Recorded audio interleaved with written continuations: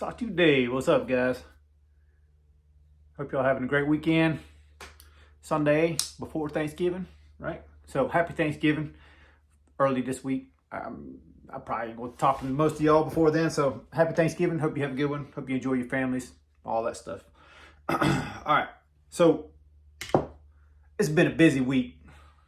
I got a lot to explain, I guess, as we go. But basically, it's just a bunch of regrinds this week. That's what I got to show you. But some of the knives that got sent in were just like not. They were a challenge, put it that way. And most of the ones that were challenged were from Carco Chris. And Chris is such an awesome dude, man. Like he almost pushed me to do him. Like he was like, dude, just do your best. Like I need that encouragement every now and then. So huge shout out to Chris Carco. And so I'm just going to do most of this video top down because I kind of want to show the actual what I did and what I'm working on. And I guess I kind of can sort of give you a quick take on the different knives because a lot of these I haven't even seen, much less handled. So we'll just go ahead and go that way. All right, so all these that I'm about to show you are all from Carco Chris. So, you know, we already did another lefty 18, and then I did the half track. And then I did my own 24. So Eclipse is another one. So Project X, and I think I'll have most of the Hinder lineup that normal people are associated with. But anyway, Eclipse regrind. So it's a lefty, but I'm not sure whose scale he is. I know it says underneath it, but I can't remember. But this is I think the regrind came out really nice on this one. I'm really happy with that. Regrind. The lefty thing, man, I tell you, dude, if you never handled one of these lefties, you want to do this so often, it's not even funny. So it's weird to try to manipulate a lefty right-handed. So mostly just stay on the flipper, but that one came out really nice.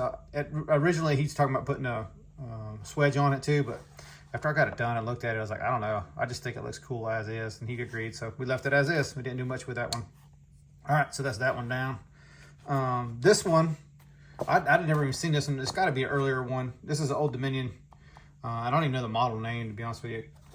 Carco, if you would, correct me if I'm wrong with all these stuff, because I'm sure I am. But it's also a lefty model. So once again, this thing likes to mess with your mind. So we did a little regrind on it. I kind of did it more. I was trying to make this point match up with that swedge on both sides. I think I did pretty good with doing it, but the swedge isn't 100% even, so I just made my grind as even as I could. I guess I probably could have come a little higher on one side, but I don't know. Overall, I'm really happy with the grind on that one. So our discussion on detents kind of sort of, this will kind of sort of work towards that. So there was a detent issue with this one. There still is a detent issue with this one. And so, you know, Chris just asked me to take a look at this one. So here's the issue with this particular one, and I'll have to take it apart to really show you, but hopefully it makes sense. So there's no lash going out. You can feel the ball start rolling up. So it's good as far as like if you're deploying it, it's fine. The problem with this one is the stop pin is located in a bad part of the blade, and I'll try to show it here again in a second. So it does this. It pops back to where it should be. So when it's sitting there, the detent's in the hole and it's good. So it has a detent. It just over travels on the detent in. And then see if I can show it this way. So see, this is the stop pin right here. Watch the blade. Can you see it rocking? Hope y'all can see that in there. It's just how he made the pin place on the back of this cutout. So which ends up being, you know, part of this stuff in here. So actually right up in here. So he didn't play it right. Like he should have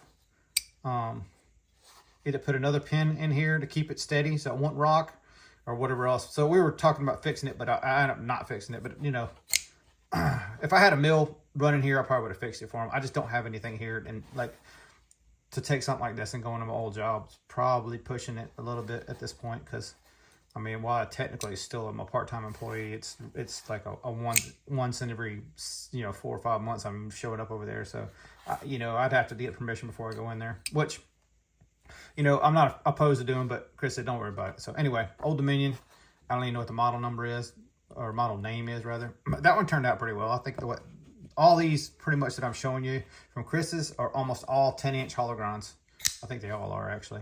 This is a ADV, and it says the model on it somewheres, but it's like the Stormtrooper kind of thing, or whatever people call that, black and white. newspaper, whatever they call that. There's the model name. I can't read it through my glasses and everything else right now, so whatever that is. If you never handle one of these ADVs, like, they're pretty much, the detents and stuff on them, they're all very similar. So they have good detents. It's very remnants of Chinese built knife, even though they're supposed to be South African. I say it every time I handle an ADV, but they just operate like a Chinese knife. Like, you just, maybe not quite as refined as some of the Chinese knives, but pretty close. But anyway, I think this one came out really nice. Just took this one up to the fuller, more or less. See how I rolled it in, try to follow that line on both sides. So I'm pretty happy with this one, how this one came out. And also with that blade, kind of sort of matches the motif, even though, you know, this is white and that's, you know, silver, but I think it matches. All right, this is where we get into the pucker factors for me, because I was puckering on the Old Dominion, I was puckering on the ADV, even, well, you know, the Eclipse I wasn't really puckering, but like I was pretty confident in those three. Like, I've done blades similar to those. I was pretty confident before I even started that I could nail it, not a problem. This is a Freeman, not a Freeman Outdoors, not that 451. That's a whole different company. This is somebody Freeman. I can't remember what his first name was, but this was a compound grind, and this is one of the ones that had the hard stop, and then they had a real shallow nose. So the blade grind in the beginning was super shallow, and then it went to a bigger grind, but it was a hard line in there. So he wanted me to smooth the whole thing over, make the whole thing match. So that's why I had to grind it up as much as I did. And this is Damascus, so custom and Damascus, and a grind that was one that I've never tried to do anything with or override. But anyway, the pucker factor was high on this one for me, just because I wasn't sure really at the point of doing it. Like, I wasn't 100% sure I wasn't going to mess it up. And, you know, I told him at the beginning, like I said, and he was like, you can do it. He's like, just send me the pieces back if you mess it up. So I was like, all right. Like I said, he pushed me. And honestly, dude, it's what I needed, because I just sucked it up and went and did it. And I think it turned out really good. So overall, as far as this knife goes, like a quick synopsis of this knife, it's built well, but it's built kind of more like a beginning custom knife builder. And why I say that is there's a lot of stuff that's still like a little rough as far as the machining and the quality of the design. Like, it's not rough, and as far as like, it's done fine. I just think it could be engineered wise, be a little bit better and a little better. But it's overall, like, the way he's got a detent, like, it's a good detent. It handles well, it flicks well, everything about it works well. So there's nothing I can say 100%, you know, that I would or wouldn't. But I don't know if this is the early work or not, and maybe he's doing the same kind of work, or maybe he's doing better work. I don't know how old this one is. Like I said, I don't even know what the model name is. I just know it's a Freeman. And I had to ask because I was trying to figure out what that was, but I guess it's a backwards F with a K, a Freeman's knives or something. But overall, really cool knife. And dude, I was shocked, actually shocked he wanted me to do this one. So this was a little bit of a pucker factor for me. But anyway, and you know, you can see all the fancy stuff on it. So I'm sure it's not an inexpensive knife. But if you guys didn't know, if you don't know Carco, like, he does a lot of his own work too. So actually, the first time I was going to do Damascus, that's who I asked how you do the Damascus. Like, I've tried it once or twice, and then he gave me tips on it, and it kind of sort of get me steered in the right direction. Sort of, is that what I say? I'm trying to say, got me pointed in the right direction. That's what I'm trying to say. All right, but anyhow, not to keep harping on it, but man, this was such a cool one to regrind, man. Because honestly, as far as regrinding skills, definitely one of the more pricier knives that I've done, and definitely one of those ones that are like, whew, kind of glad that was over, pressure off. But you know, I heard other makers, like, even if you watched Apex Alchemy's video from Nashville show yesterday, he was talking to Jed Hornbeak, and Jed was even like, man, you get some of these grinds, the stress level's high. That's just part of knife making, I think, man, because like, it's one of those ones that, like, you just, I don't know, second guess yourself when you walk up to the grinder. You got to be confident, man. It's one of those weird things. It's hard to explain unless you've been there and done that kind of thing. 8020, I believe. I think this was an XHP, if I remember from when I took it apart. I don't even know how to tell it, to be honest with you. I know everything on it's just about the aftermarket, but a little mismatch where it hits up here, slightly mismatched, if you can see that. It's not bad, but just slightly, and that's about the only fault I can give this one. Other than that, I think this one came out pretty nice. It's definitely gonna be a lot more slicey. These 8020s, 8020.5s, I've never really got the whole, I know some people really like to do the whole shaking. I don't know, it's not my thing, man. I'm a frame lock guy. But this one with these scales, it definitely feels better than most of them to me. It's just kind of, I guess this must be a skinny because the blade's super thin. I don't know, you guys probably know more about that than I do, but another foam in the grind. Now, we're gonna get into more pucker factor here. So another custom, and this is a Gavco custom. This is a funky guy. So nothing on this one. So this is a chisel ground and chisel secondary too. So it's a funky, it's a little knife. If you can't already tell, it's a little guy. So hard for me to manipulate even without doing it, but one or two flaws on this one, but overall, I think the grind came out good on this one. This was also one of the ones that it was flat ground. It had this nice big swoop coming in here. I changed the lines ever so slightly, and there's a few little mixed match blends back in this area. I don't know if it even comes out. Can't really see it that well being behind this tripod and stuff, but man, this was another one of the ones that, like, well, as I was stepping up to the plate more or less, I was like, all right, dude, you gotta. I knew I could do this.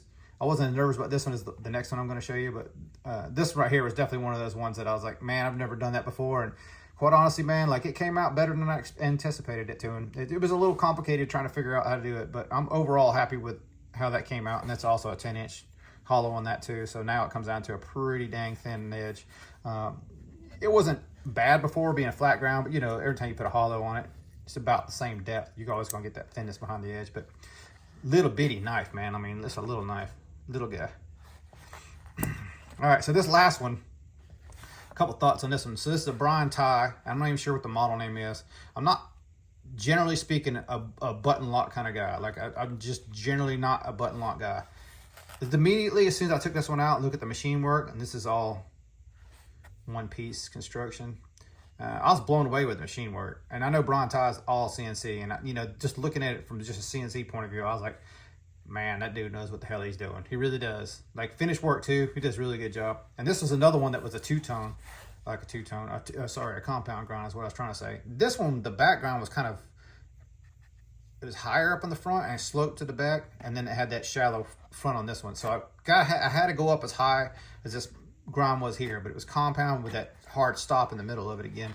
And so this one was made very much pucker factor because it is so stinking thin. I'm not gonna be able to show you how thin this thing is, but it's super thin, man. Like, so I really had to go super slow on this one and get this one right.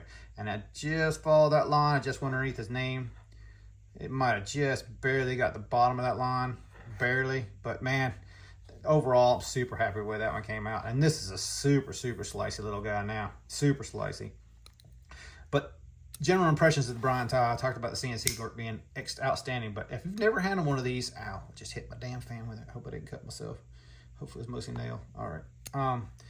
The D10 on this button lock is not like any other button lock I've ever handled. So if you're a button lock kind of guy, you like really like into the button locks, pick up a Brian tie. Put it in your hand, see what you think. Because to me, it's the best detent from a non-frame lock that I've ever felt. You can see it sucking up. It still sounds like a button lock, so it kind of has that weak sound, but the feel of it, man, these are outstanding. This is a super nice knife. And this was definitely out of all the ones I showed, this was the most pucker factor one for me. So that was the hardest one to grind. But man, I can't thank Chris enough. So just to step up into this league and be able to get this kind of grinds under my belt already, like, that's huge for me, man. Confidence building for sure. This one's not a regrind. This was just one to check out. Chris knows that I like big bruisers, and he got this. This is the new Max A, I want to say Hephaestus. You know what I'm talking about. This thing, whatever it's called. Hephaestus, whatever it is. But it's the newer one. It's not the bling bling, too much crap on it for no reason kind of mine. But this one still has some faults. So this little roto lock thing, I don't know what they call it on this one. It's locked me out a couple times where it just spins and it kind of sort of where you can't disengage the lock, or when it's closed, it'll do the same thing. And it just makes it life pain in the ass. So I wish they'd get rid of this kind of crap. Just put lock bar stabilizer in it. Don't like that. The overall feel of this one, like in hand, has a more of a feel of the District 9. And then even like a T1000 kind of feel, but this one feels, it's kind of a compromise in between the two. If you've ever handled a District 9 Catastrophe or the T1000, it's a meaty grip like that, big meaty, but this one feels better ergonomically than probably the T1000 to me. Just a little bit more room on it, but not quite as good as the District 9 for me personally. I believe this gray on this is aluminum, so anodized. I think it's just clear anode aluminum for the highlight and the back spacer. and on this side as well. So I wish this would tie. I wish they just would made this model full tie and been done with it. But, you know, you can only wish what you can wish. I mean, there's a lot of things. This production is made for the masses. And what I've noticed about a lot of the Max Aces, a lot of the PMPs and all those kind of brands, these are the brands that a lot of the guys that buy only Chinese knives or mostly Chinese knives jump over to try a Bruiser in. So, you know, they're appealing to a market that's not really, it's kind of sort of in my market, but not really at the same time. Like, I like this knife. I probably, if I didn't have that Sandstorm right now, this would have probably been, if I was just picking up a Max Ace, just to have a Max Ace for the collection, I probably would have picked this one over the Sandstorm. But this one also has some funky action too, because it's got that stupid pin, which I don't know why they insist on keep doing that stupid shit, which makes it kind of go to this point, and it just kind of stays there. And you got to kind of roll through this. It's in the detent balls in that hole on the blade where this pin would go through. So you get this little like stuck right here, and then you go past it and it's smooth on the way down. So it's kind of weird. Same like a T1000, they put these shouldered pins in here. You know, they're more or less stop pins is what they're looking at them as. But why would they not just raise it ever so slightly and make it steps so you can use it as step studs? I mean, as thumb studs. Like you kind of sort of can get to it on the thumb point of view and flick it out, and kind of sort of can get to it a little bit, but really you're gonna get down to that fuller and use that fuller on that back side with your finger there to flick it. But man, it would be so much better if they just made them studs a little bit taller for me personally. So this one's like a great one to check out. If I had a chance to trade for one, I probably would, or if I got one super cheap, I probably would, but I'm not gonna go buy one at retail personally. But it's still a cool knife to go check out. For you guys into the more of the Chinese bigger knives, that's definitely one to check out. And this one's in 3V too, so I like this one steel wise much better than that M390 and that Sandstorm. Like I said, I already chipped the Sandstorm a little bit. When this one came to me, it was dirty as hell, so I know Chris has been using it. It's got a little chip on the tip, just barely chipped when it came to me. So I don't know if you can even, if it even shows up or not, but it's barely chipped down the tip, but it looks like it took some abuse already. So that was a cool one to check out. Man, Carco Chris, look at all these freaking knives, dude. So I'm just gonna once again throw them all out there. He sent me 8 freaking knives, 7 to regrind, 1 to check out. Man, I can't thank you enough for that, bro. Seriously, can't thank you enough. All right, this next one is Evan, and he wanted to send me a Mac 3.0, Mac 2.0, 3-inch. That's it, 3-inch. And I've never handled one of these. I had that 2.5 or 3.5 a while back. Mateo talked me out of it, and it's living in Mateo's collection now. And I like the knife. Don't get me wrong. I wouldn't mind having another one, but you know, McNeese is kind of one of those hot makers right now. So in production wise, a lot of people are paying a lot of extra money for those. So when they come down, if they come down, I might snag another one just to have one in the collection. But this little 3-inch reminds me a lot of that like Hest I used to carry. It's a cool little knife, man. It's actually, you know, big enough to use, but still small enough to be like itty bitty. So if that's your jam, right? Like everybody, we're all different on that one. So anyway, hollow grind on this one. I think it turned out well. Pretty happy with it. There's a little scuff on both the top of the plunges, just a little bit, man. I guess what I'm trying to do is, you know, keep fine tuning my grinds. I find little stuff with them here and there that I still want to fine tune, and sometimes I revert back and make stupid mistakes. And that's what happened on this one. I went a little higher. I basically took the rougher grit to more of what I was looking for a finish. I should have stopped and been a little bit short over it, and then finished it with a finer grit belt. But you know, mistakes were slightly made. Overall product, I think it's going to be good, and I think Evan's going to be happy with this one. So hope you enjoy it, Evan. Let me know for sure. All right, so next is kind of the rite of passage for me. We'll just start with the Dua. So these are both TMacs, which is me and him been buds for a long time.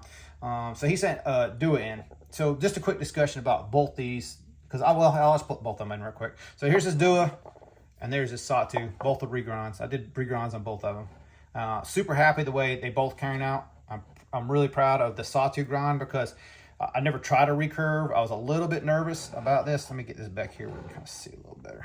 Just move the camera a little bit here. There we go, close enough.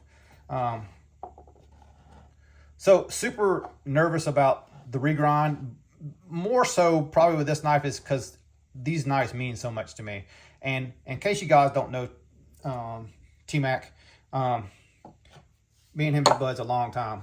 So if you didn't already see it, one of my scales. This is one of the plaid one that I started with the first. The color's faded pretty good on it, so I might ask him if he wants me to refinish it. Got the back spacer on it. Like, you know, me and him been talking a long time about sawtooths and that sort of thing. I don't have nothing to do with this.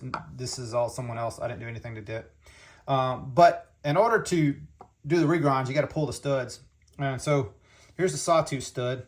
And he's asked me, and other people have asked me before, how do you remove the studs? I had never done it before. Believe it or not, I machined them off and just pushed them out. But I never did it before. I don't really know how to do it. So, you know, the hinderers, you just push them out. They're one solid piece, and they just all come out in one piece. You push them back in. It's really not that big of a deal. It's like a 2 thou press or something like that. It's nothing huge.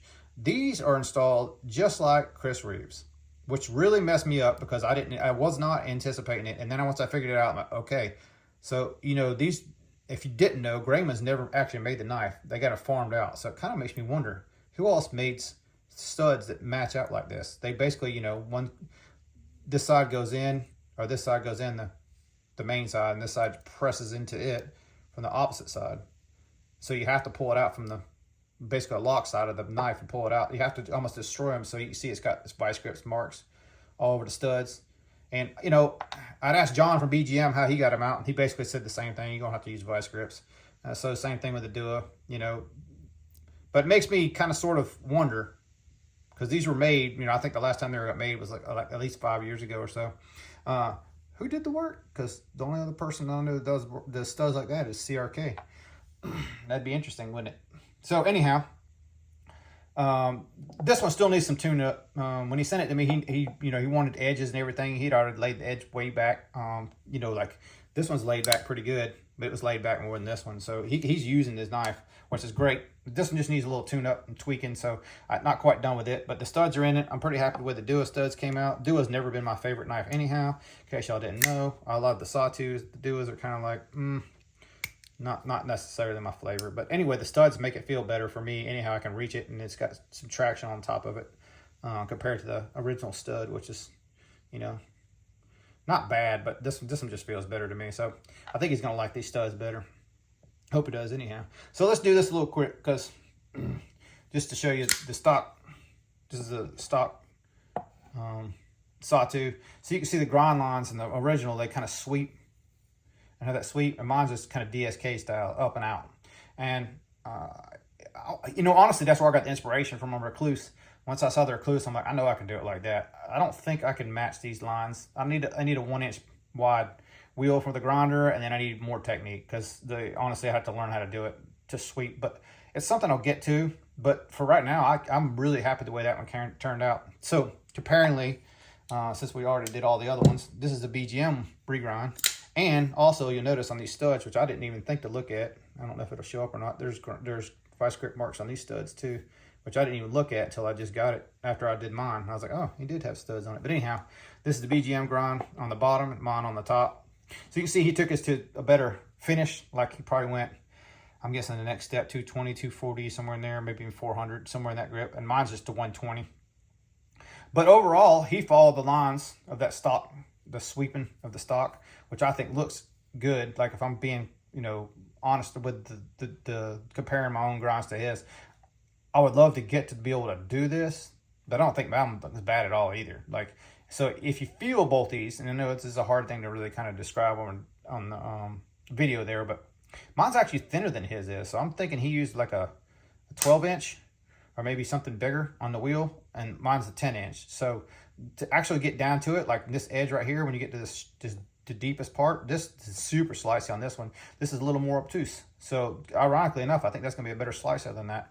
Depends on what you want, right? Like, I didn't really ask TMac what he was looking to do with the sawtooth, but I just did it how I wanted to do it. So like, if I was doing my own, which I might eventually do, this is pretty much exactly how I do it at this point in time. So I'm pretty happy with this one came out. And like I said, for me, this is kind of like more of a rite of passage, because like, obviously the namesake, but I hold these knives in such high regards, and they don't make them anymore. So what I'm gonna do is scrap the blade, and then what happens next? So anyway, super happy, super busy this week. Made a lot of dust, but I can't thank you guys enough, especially the 3 guys that sent these knives, for trusting me with your knives. Let me do the regrinds on them. I hope you guys have a great Thanksgiving. We'll catch you next week. All right, y'all, be cool.